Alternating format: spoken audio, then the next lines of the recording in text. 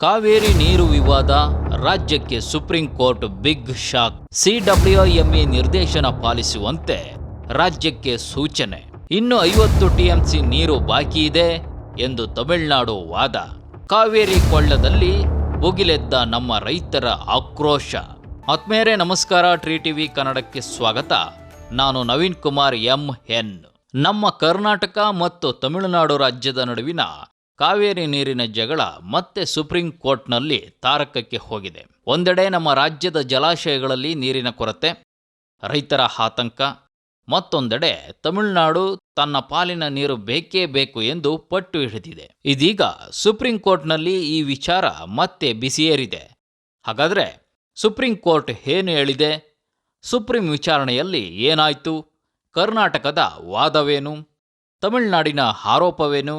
ಮತ್ತು ಆಗಸ್ಟ್ 24ರ ಮುಂದಿನ ವಿಚಾರಣೆಯಲ್ಲಿ ಏನಾಗಬಹುದು? ಎಲ್ಲವನ್ನೂ ಇಂದು ವಿವರವಾಗಿ ನೋಡೋಣ. ವಿಡಿಯೋವನ್ನು ಕೊನೆಯವರೆಗೂ ನೋಡಿ, ಯಾಕೆಂದರೆ ಈ ಅಪ್ಡೇಟ್ ತುಂಬ ಮಹತ್ವದ್ದಾಗಿದೆ. ಸಿಡಬ್ಲ್ಯೂಎಂಎ ನಿರ್ದೇಶನ ಪಾಲಿಸಿ, ಕರ್ನಾಟಕಕ್ಕೆ ಸುಪ್ರೀಂ ಕೋರ್ಟ್ ಸೂಚನೆ. ತಮಿಳುನಾಡು ಸಲ್ಲಿಸಿದ್ದ ಅರ್ಜಿಯ ವಿಚಾರಣೆ ನಡೆಸಿದ ಸುಪ್ರೀಂ ಕೋರ್ಟ್ ಕಾವೇರಿ ನೀರು ನಿರ್ವಹಣಾ ಪ್ರಾಧಿಕಾರ ಅಂದರೆ ಸಿಡಬ್ಲ್ಯೂಎಂಎ ನೀಡಿರುವ ನೀರು ಬಿಡುಗಡೆ ನಿರ್ದೇಶನಗಳನ್ನು ಕರ್ನಾಟಕ ಕಡ್ಡಾಯವಾಗಿ ಪಾಲಿಸಬೇಕು ಎಂದು ಸೂಚಿಸಿದೆ. ತಮಿಳುನಾಡಿನ ಪರ ವಾದ ಮಂಡಿಸಿದ ಹಿರಿಯ ವಕೀಲ CS ವೈದ್ಯನಾಥನ್, ಕರ್ನಾಟಕ ಸಿಡಬ್ಲ್ಯೂಎಂಎ ನಿರ್ದೇಶನವನ್ನು ಸರಿಯಾಗಿ ಪಾಲಿಸುತ್ತಿಲ್ಲ, ರೈತರಿಗೆ ಬೇಕಾದಷ್ಟು ನೀರು ತಲುಪುತ್ತಿಲ್ಲ ಎಂದು ಕೋರ್ಟ್ಗೆ ತಿಳಿಸಿದ್ದಾರೆ. ಆದರೆ ಕರ್ನಾಟಕದ ಪರ ವಕೀಲರು ಈ ಆರೋಪ ಸರಿಯಲ್ಲ ಎಂದು ಪ್ರತಿವಾದಿಸಿದ್ದಾರೆ. ಕಾವೇರಿ ಜಲಾನಯನ ಪ್ರದೇಶದಲ್ಲಿ ನೀರಿನ ಕೊರತೆ ಇರುವುದರಿಂದ ಹಾಗೂ ಜಲಾಶಯಗಳಿಗೆ ಬರುತ್ತಿರುವ ಒಳಹರಿವು ಕಡಿಮೆಯಾಗಿರುವುದರಿಂದ ಪರಿಸ್ಥಿತಿಯನ್ನು ಪರಿಗಣಿಸಬೇಕು ಎಂಬುದು ನಮ್ಮ ಕರ್ನಾಟಕದ ವಾದ. ತಮಿಳುನಾಡಿಗೆ ಇದುವರೆಗೆ ಎಷ್ಟು ನೀರು ಸಿಕ್ಕಿದೆ ಎಂಬ ಲೆಕ್ಕ ಬಹಿರಂಗ. ಇಲ್ಲಿ ಅತಿ ಮುಖ್ಯ ಬೆಳವಣಿಗೆ ಏನಂದ್ರೆ, ವಿಚಾರಣೆಯ ವೇಳೆ ತಮಿಳುನಾಡಿನ ಪರ ವಕೀಲರು ಕೋರ್ಟ್ಗೆ ಒಂದು ಲೆಕ್ಕವನ್ನು ಇಟ್ಟಿದ್ದಾರೆ. ಕಾವೇರಿ ನೀರು ವಿವಾದ ನ್ಯಾಯಮಂಡಳಿಯ ತೀರ್ಪಿನ ಪ್ರಕಾರ ತಮಿಳುನಾಡಿಗೆ ಒಟ್ಟು 64 ಟಿಎಂಸಿ ನೀರು ಬಿಡಬೇಕಿತ್ತು. ಆದರೆ ಇದುವರೆಗೆ ಸಿಕ್ಕಿರುವುದು ಕೇವಲ 14 ಟಿಎಂಸಿ ಮಾತ್ರ ಎಂದು ವಾದಿಸಿದ್ದಾರೆ. ಅಂದರೆ ಇನ್ನೂ ಸುಮಾರು 50 ಟಿಎಂಸಿ ನೀರು ಬಾಕಿ ಇದೆ ಎಂಬುದು ತಮಿಳುನಾಡಿನ ಲೆಕ್ಕಾಚಾರ. ಇದಕ್ಕೆ ಪ್ರತಿಯಾಗಿ ಕರ್ನಾಟಕದ ಜಲಾಶಯಗಳಲ್ಲಿ ಸದ್ಯಕ್ಕೆ 76% ನೀರು ಸಂಗ್ರಹವಿದೆ ಎಂದು ತಮಿಳುನಾಡು ವಕೀಲರು ಕೋರ್ಟ್ಗೆ ತಿಳಿಸಿ, ಇನ್ನಷ್ಟು ನೀರು ಬಿಡುಗಡೆ ಮಾಡುವ ಸಾಮರ್ಥ್ಯ ಕರ್ನಾಟಕಕ್ಕಿದೆ ಎಂದು ವಾದಿಸಿದ್ದಾರೆ.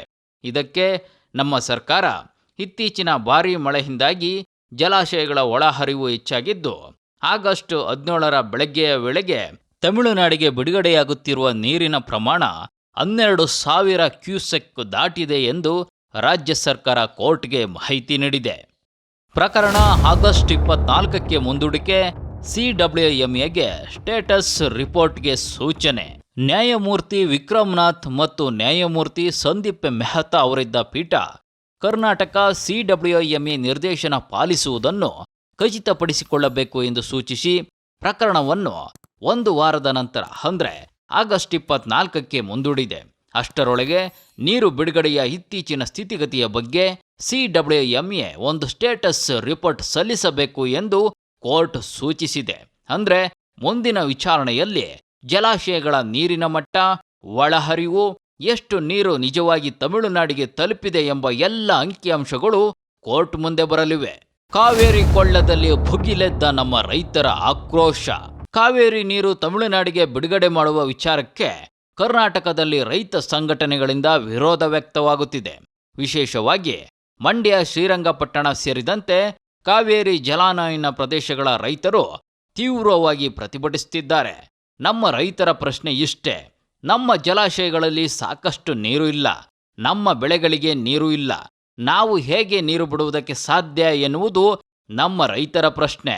ಮತ್ತೊಂದೆಡೆ ತಮಿಳುನಾಡಿನ ಕಾವೇರಿ ಡೆಲ್ಟಾ ಪ್ರದೇಶದ ರೈತರ ವಾದವೂ ಇದೇ ರೀತಿ ಇದೆ.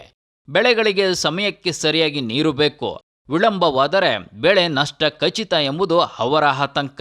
ಹೀಗಾಗಿ ಇದು ಬರೀ ರಾಜಕೀಯ ಜಗಳವಲ್ಲ, 2 ರಾಜ್ಯಗಳ ಲಕ್ಷಾಂತರ ರೈತರ ಬದುಕಿಗೆ ನೇರ ಸಂಬಂಧ ಇರುವ ವಿಷಯ. ಕಾನೂನು ಪಾಲನೆ ಮತ್ತು ರೈತರ ಹಿತ. ಸರ್ಕಾರಕ್ಕೆ ಎರಡೆರಡು ಸವಾಲು.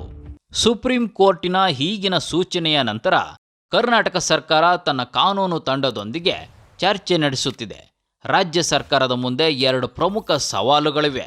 ಒಂದು, ಸುಪ್ರೀಂ ಕೋರ್ಟ್ ಮತ್ತು CWMA ನಿರ್ದೇಶನಗಳನ್ನು ಪಾಲಿಸಬೇಕಾದ ಕಾನೂನುಬದ್ಧ ಜವಾಬ್ದಾರಿ.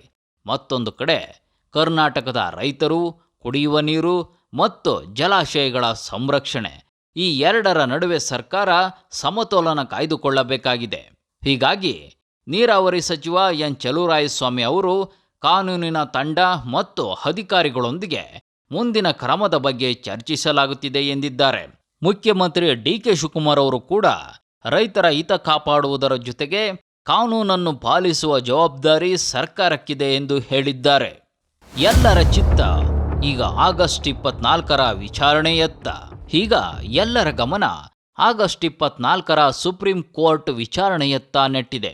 ಆ ದಿನ CWMA ಸಲ್ಲಿಸುವ ಸ್ಟೇಟಸ್ ರಿಪೋರ್ಟ್ ಆಧಾರದ ಮೇಲೆ ಜಲಾಶಯಗಳಲ್ಲಿ ಎಷ್ಟು ನೀರಿದೆ, ಎಷ್ಟು ಒಳಹರಿವಾಗಿದೆ, ಎಷ್ಟು ನೀರು ನಿಜವಾಗಿ ತಮಿಳುನಾಡಿಗೆ ತಲುಪಿದೆ, CWMA ನಿರ್ದೇಶನ ಎಷ್ಟರ ಮಟ್ಟಿಗೆ ಪಾಲನೆಯಾಗಿದೆ ಎಂಬ ಎಲ್ಲ ಅಂಶಗಳ ಬಗ್ಗೆ ಕೋರ್ಟ್ ಮತ್ತಷ್ಟು ಸ್ಪಷ್ಟತೆ ಕೇಳುವ ಸಾಧ್ಯತೆ ಇದೆ. ಒಟ್ನಲ್ಲಿ ಕಾವೇರಿ ನೀರಿನ ವಿಚಾರ ಮತ್ತೆ ಕರ್ನಾಟಕದಲ್ಲಿ ಕಾವೇರಿದೆ. ಸುಪ್ರೀಂ ಕೋರ್ಟ್ CWMA ನಿರ್ದೇಶನ ಪಾಲಿಸುವಂತೆ ನಮ್ಮ ಕರ್ನಾಟಕಕ್ಕೆ ಸೂಚಿಸಿದೆ ಹಾಗೂ ನಮ್ಮ ಸರ್ಕಾರ 12,000 ಕ್ಯೂಸೆಕ್ ನೀರು ಬಿಡುಗಡೆ ಮಾಡಿರುವುದಾಗಿ ಕೋರ್ಟ್ಗೆ ತಿಳಿಸಿದೆ. ಆದರೆ ತಮಿಳುನಾಡು ಇನ್ನು 50 TMCಗೂ ಹೆಚ್ಚು ನೀರು ಬಾಕಿ ಇದೆ ಎಂದು ವಾದಿಸುತ್ತಿದೆ. ಹೀಗಾಗಿ ಆಗಸ್ಟ್ 24ರ ವಿಚಾರಣೆ ಈಗ ಅತ್ಯಂತ ಮಹತ್ವ ಪಡೆದುಕೊಂಡಿದೆ. ಕಾವೇರಿ ನೀರಿನ ಈ ಬೆಳವಣಿಗೆಗಳ ಬಗ್ಗೆ ನಿಮ್ಮ ಅನಿಸಿಕೆ ಏನು? ನಿಮ್ಮ ಅಭಿಪ್ರಾಯಗಳನ್ನು ಕಾಮೆಂಟ್ನಲ್ಲಿ ತಿಳಿಸಿ. ಇಂತಹ ಪ್ರಮುಖ ಸುದ್ದಿಗಳಿಗಾಗಿ ಟ್ರೀ ಟಿವಿ ಕನ್ನಡವನ್ನು ಸಬ್ಸ್ಕ್ರೈಬ್ ಮಾಡಿ. ವಿಡಿಯೋ ಇಷ್ಟವಾದರೆ ಲೈಕ್ ಮಾಡಿ, ಶೇರ್ ಮಾಡಿ. ನಾನು ನವೀನ್ ಕುಮಾರ್ MN ಮತ್ತೊಂದು ಪ್ರಮುಖ ಸುದ್ದಿಯೊಂದಿಗೆ ಮತ್ತೆ ಭೇಟಿಯಾಗ್ತೇನೆ. ನಮಸ್ಕಾರ.